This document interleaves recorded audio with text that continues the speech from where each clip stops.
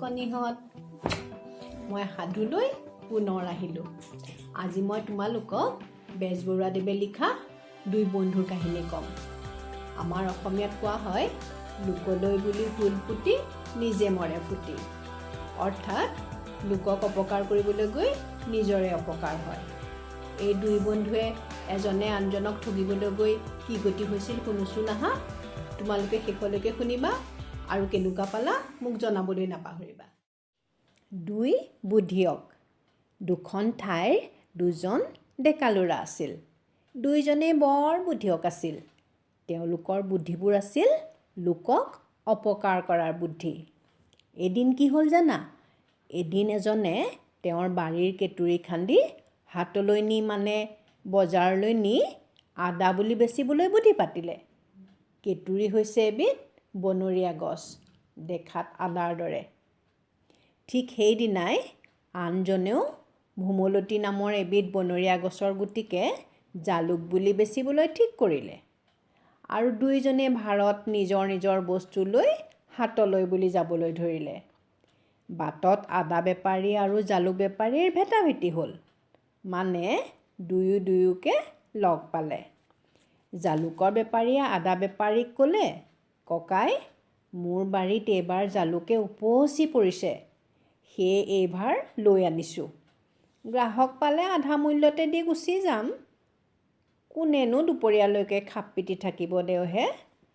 তাকে শুনি আদা বেপাৰীয়ে ভাবিলে, ইয়াক মোৰ কেঁতুৰিখিনি দি আদাখিনি লৈ যাব পাৰিলে ভাল আছিল। সেয়ে ক'লে, মোৰ বাৰীতো এইবাৰ আদা উভৈ নদী মানে বহুত বেছি। ময়ো এইবাৰ লৈ আনিছোঁ। তোমাৰ নিচিনাকৈ ময়ো আধা মূল্যতে দি গুচি যাম বুলি ভাবিছোঁ। তেতিয়া জালুক বেপাৰীয়ে ক'লে, তেনেহ'লে আমি দুয়োচোন ভাৰ দুখন সলাই ল'ব পাৰোঁ। তুমি মোৰ জালুকখিনি লোৱা আৰু মোক তোমাৰ আদাখিনি দিয়া। আদাৰ বেপাৰীয়ে শুনি বৰ ভাল পালে আৰু দুয়োকে ঠগিছোঁ বুলি মনতে ভাবি ভাৰ দুখন সলাই নিজ নিজ ঘৰলৈ বুলি গুচি গ'ল। কিন্তু ঘৰত গৈ গম পালে চোৰক মোৰে পালে, দুয়োজনেই ঠগ খালে। অলপ দিনৰ পিছত দুয়ো পুনৰ লগ হ'ল। দুয়ো নিজৰ নিজৰ বেয়া বুদ্ধিৰ কথা মানি ল'লে আৰু দুয়ো সেইদিনাৰ পৰা বন্ধু হ'ল। দুয়ো লগ হৈ মানুহক ঠগিব পাৰিম বুলি ভাবি একেলগে ওলাই গ'ল। দুয়ো গৈ এঘৰ বামুণৰ ঘৰ পালেগৈ। বামুণক কাম বিচাৰি আহিছোঁ বুলি কোৱাত দুয়োজনকে ঘৰত বনুৱা হিচাপে কাম কৰা মানুহ হিচাপে ৰাখিলে।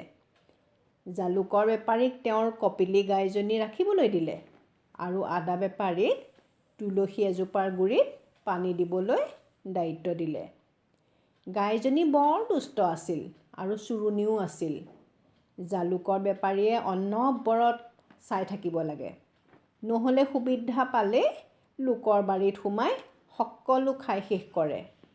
ইফালে তুলসীজোপাটো পানী দি দি আদা বেপাৰীয়ে তত নেপায়। যিমানে দিয়ে সিমানে শুকাই যায়। দুয়ো কাম কৰি ভাগৰি গ'ল। সেয়ে ভাবিলে দুয়ো কাম দুটা সলাই দুয়োকে ঠগিব। সেয়ে দুয়ো নিজৰ কাম দুটাৰ কথা কৈ খুব শলাগিলে আৰু কাম কৰি অলপো কষ্ট হোৱা নাই বুলি বুজালে। পিছদিনা দুয়ো কাম দুটা সলাই ইজনে আনজনৰ কামটো কৰি চাবলৈ ঠিক কৰিলে। গধূলি দুয়ো গম পালে যে দুয়োজনৰে কাম সঁচাই জটিল। ৰাতি দুয়ো ভাবিলে যে তুলসীজোপাৰ তলত ইমান পানী দিয়াৰ পিছতো পানীবোৰ ক'ত যায়। সেই ৰাতি বামুণ শোৱাৰ পিছত কোৰ এখন আনি তুলসীজোপা খান্দি দুয়ো চালে যে তলত কি আছেনো। দেখে তলত 5 হাত দ এটা ডাঙৰ গাঁত। তলত নামি গৈ দেখে যে তাত কেইবা কলহো ৰূপ আছে। সিহঁতে গাৰ বৰ কাপোৰ দুখন গাত মেৰিয়াই থোৱা কাপোৰ দুখনেৰে দুটা মোনা বনালে। জালুক বেপাৰীয়ে তললৈ নামি গ'ল আৰু এমোনা ৰূপ ভৰাই ওপৰলৈ দিয়াত আদা বেপাৰীয়ে সেইটো উঠাই আনটো মোনা তললৈ পেলাই দিলে। জালুক বেপাৰীয়ে ভাবিলে, এইবাৰ মোনাটো যদি ৰূপ ভৰাই ওপৰলৈ তুলি দিওঁ, তেনে আদা বেপাৰীয়ে ৰূপৰ লোভত মোনাটো লৈ জালুক বেপাৰীক তলত পুতি থৈ দিব পাৰে।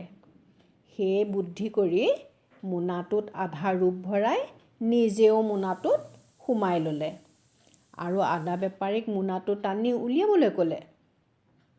আদা বেপাৰীয়েও বৰ কষ্টেৰে মোনাটো টানি উলিয়ালে আৰু জালুক বেপাৰীয়ে ভবাৰ দৰে গাঁতটো মাটিৰে পুতি জালুক বেপাৰীক পুতিলোঁ বুলি ভাবি মোনা দুটা লৈ লৰালৰিকৈ ঘৰমুৱা হ'ল। জালুকৰ বেপাৰীৰে সৈতে গধুৰ মোনাৰ ভাৰখন দাঙি আদা বেপাৰীৰ বৰ কষ্ট হৈছিল। বাটতে ভাগৰ লগাত গছ এজোপাৰ তলত ভাৰখন থৈ পুখুৰী এটাত পানী খাবলৈ নামি গ'ল। জালুকৰ বেপাৰীয়ে সুবিধা পাই মোনাৰ পৰা ওলাই গোটেইখিনি ৰূপ লৈ তাৰ পৰা পলাল। আদা বেপাৰীয়ে আহি দেখে তাত ভাৰখন নাই। তেতিয়াহে জালুকৰ বেপাৰীৰ বুদ্ধিৰ কথা গম পালে। কিন্তু আদা বেপাৰীয়ে জালুক বেপাৰীক কান্ধত উঠাই আনিব লগা হোৱাৰ কথাটো পাহৰিবই পৰা নাছিল। সেয়ে এদিন বুদ্ধি এটা পাঙিলে।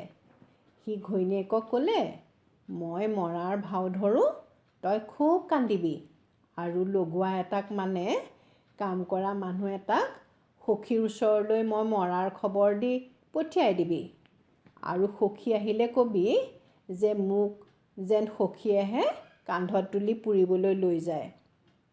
ঘৈণীয়েকেও সেইমতেই কৰিলে আৰু কান্দি কান্দি ক'লে যে গিৰিয়েকৰ অন্তিম ইচ্ছা মানে শেষ ইচ্ছা হৈছে যে শ্মশানলৈ তেওঁৰ সখীৰ কান্ধতহে উঠি যাব বিচাৰে। জালুক বেপাৰীয়ে আদা বেপাৰীৰ সকলো বুদ্ধি বুজি পালে। সেয়ে অভিনয় কৰি কান্দি কান্দি ক'লে, সখী নাই যেতিয়া এই ঘৰ বাৰী কিয় লাগিছে? কোনে খাব এই বুলি দাখন লৈ বাৰীৰ দৰকাৰী গছবিলাক এফালৰ পৰা কাটি পেলালে আৰু সখীৰ ওচৰলৈ আহি ঘৈণীয়েকক ক'লে, মই সখীৰ ভাৰ অকলে উঠাব নোৱাৰিম নহয়। সেই সখীক দুচোৱাকৈ কাটি এটুকুৰা এটুকুৰাকৈ শ্মশানলৈ লৈ যাম। এই বুলি দাখন লৈ সখীৰ ফালে মিছাকৈ টুৱাই ঘাপ মাৰিবলৈ লোৱা যেন কৰি দেখুৱালে। আদা বেপাৰীয়েও ভয়ত একে চাবে উঠি বহিল আৰু দুয়োলৈ চাই হাঁহিবলৈ ধৰিলে।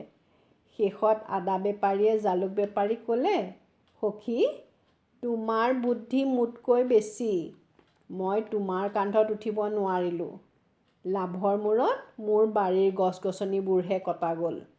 এইদৰে দুই বুদ্ধিয়কে আনৰ বেয়া চিন্তা কৰিলে যে নিজৰহে ক্ষতি হয়, তাক ভালদৰে বুজি পালে। তোমালোকৰ সাধুটো শুনি ভাল লাগিলনে? যদি ভাল লাগিল, শ্বেয়াৰ কৰিবলৈ নাপাহৰিবা দেই। আৰু যদি কৰা নাই, ছাবস্ক্ৰাইবো কৰিবা। তেতিয়া আমি সদায় লগ পাই থাকিম। পুনৰ অহাৰ প্ৰতিশ্ৰুতিৰে আহোঁ দেই।